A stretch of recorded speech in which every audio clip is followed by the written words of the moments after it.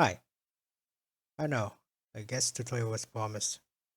However, yeah, we're not gonna talk about that. So yeah, I'm doing Builderman. I was introduced to Forsaken ever since mid-February, only a month after its initial release. I've accumulated over 1,000 plus survival wins. In terms of skill wins though, well, that's a little balancing. But I always try my best. I've still managed to get every kill to milestone 4 other than the 6th himself. Skipping that though, here's Roblox's founder and Mr. Engineer Forsaken himself, Builderman.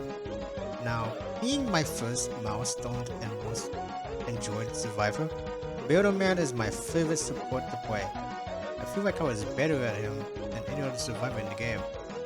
Plus, with him being pretty much one of the most powerful supports that a pro Builderman could annoy the player to the point of rage quitting, you'd think that more people would play him, right? Honestly, that's surprising me too. Now, enough of dilly-dallying, let's get to the meat of this disappointment of a business owner. Also, shout out for Fuki_Soupy and Roxy Pausies for inspiring me to making this video, so make sure to send them some love. Došao sam da te ubijem. Eto dotle, dotle. Builderman has two abilities, being one of the few characters with only two abilities, unless you count him and other survivors being able to see his buildings through walls like Taft's traps. The first one being Sentry Construction. This move makes Builderman, well, build a sentry in front of him.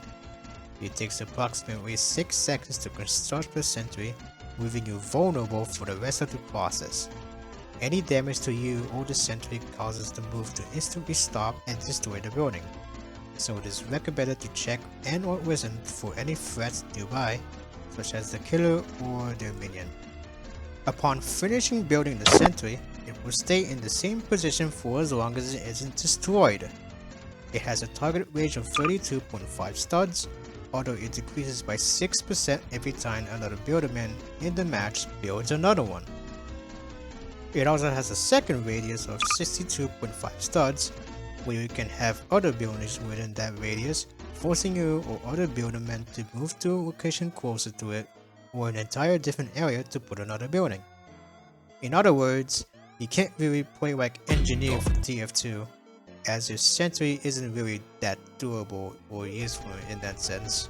What it can do, however, is slow down and distract the killer, as when they enter its target radius, they'll get shut down every 0.2 seconds, inflicting slowness 2 for 1 second. This can be a huge detriment to the killer, as it greatly extends the chase and allows other survivors to quickly escape, along with forcing the killer to take at least 3 to 4 seconds of their time to destroy it. Why 3 to 4 seconds, you ask? Because said sentry has a health bar of 30 health points, allowing it to tank 2 in 1 hits before being destroyed. However, there are certain abilities that can destroy instantly, such as 1x's mass infection or Jean-Do's corrupt nature if enough spikes hit it. It also gets destroyed when you try to build another sentry, since there's a limit of only 1 sentry that a Builderman can build. Although there are benefits to having it destroyed, as depending on how much damage it deals, along with it being destroyed anyways, always awards you EXP and money. This ability fuels the fundamental gameplay loop of Builderman, with it allowing him to waste the killer's time and possibly save a fellow teammate. Which, while a distraction is neat and all, it's not guaranteed a win if it doesn't help your teammates heal up. Speaking of, I can't understand a single thing I'm reading. It's like that time I went to a black-only church. Alright everyone, I need you to turn to Ephesians 5. I can't fucking say.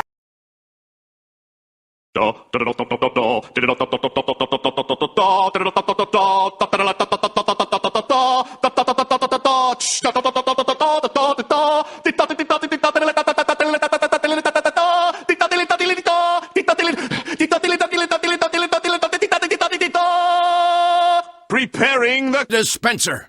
see what I did there? In a similar manner, it takes 6 seconds to construct the dispenser, leaving you vulnerable for the rest of the process. It has all the similar properties like how you build a sentry.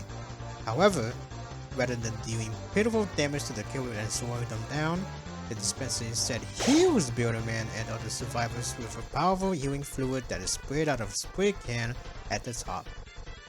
Unlike the sentry, dispensers are very fragile and have less range, sporting 50 max health and healing by 1 health per second in a 60 stud radius.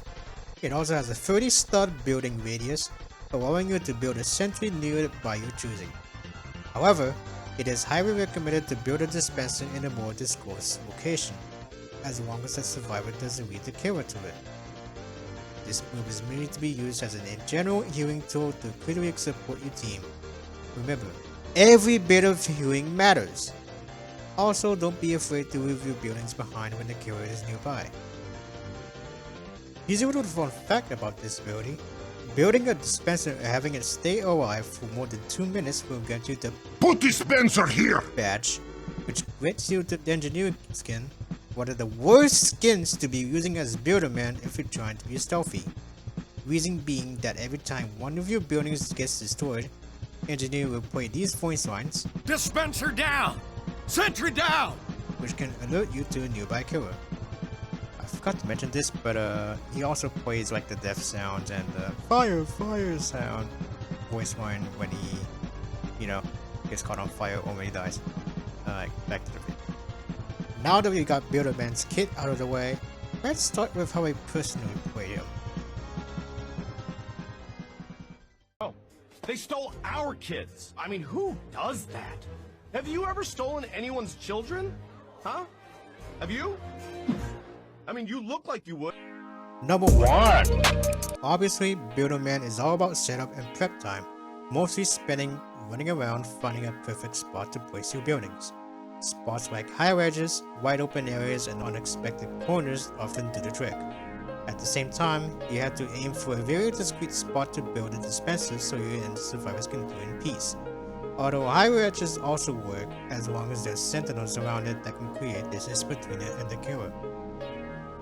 Number 2. There's also a tech that's wildly unbeknownst to most of the Forsaken community, sentry killing. How you do it is very simple. You simply predict if the killer is going to use an ability like walk speed override or throw out energy to close the distance.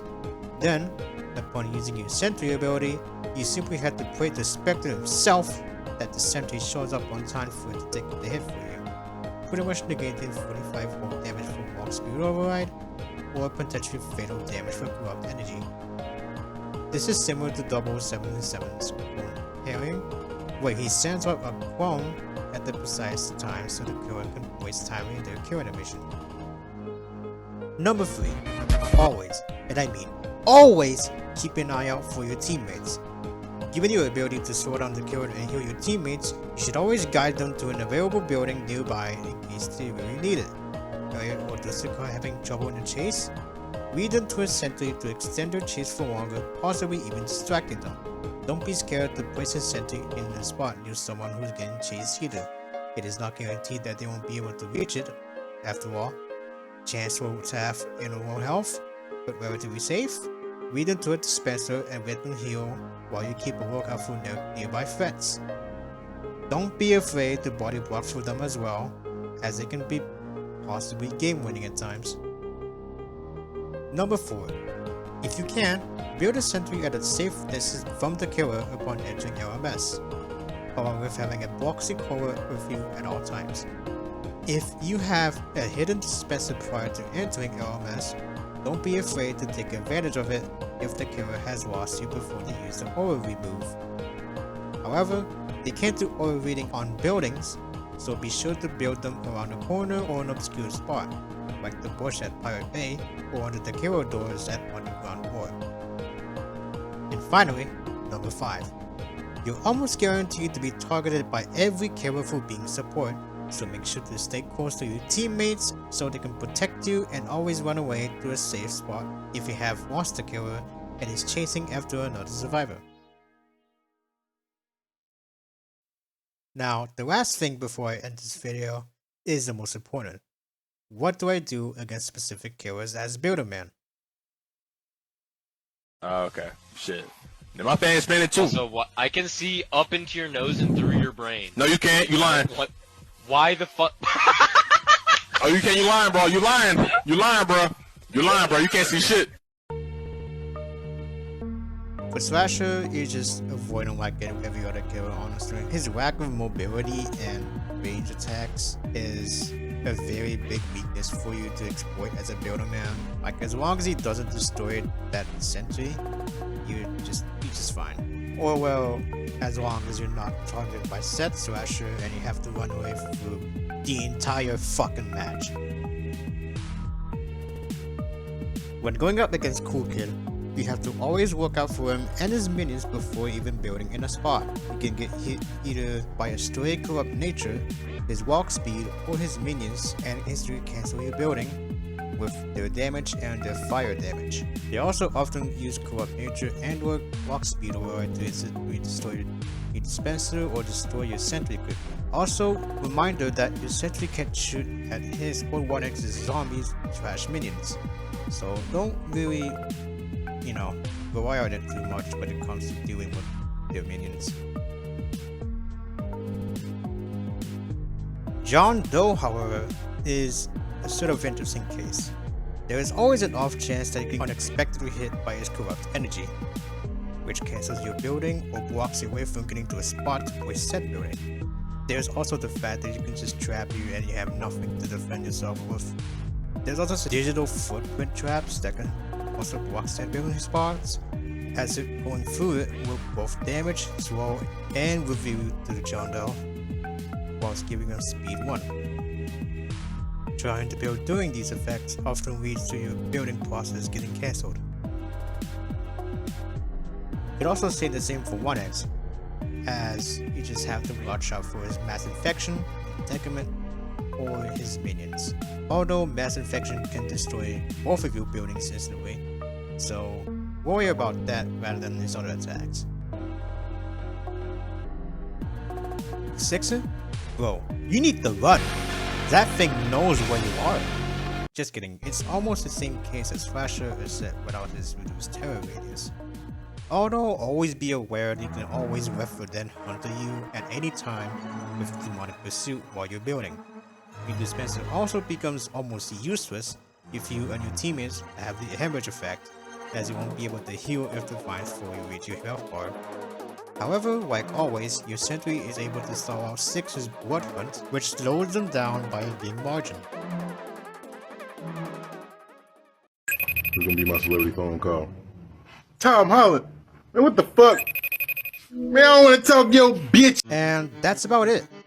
I really hope this guide helps you in some way.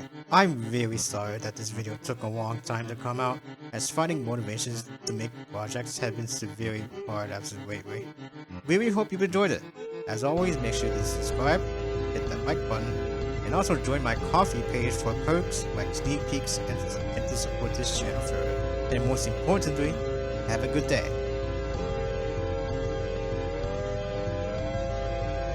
So, where did you train, Linguini? Train?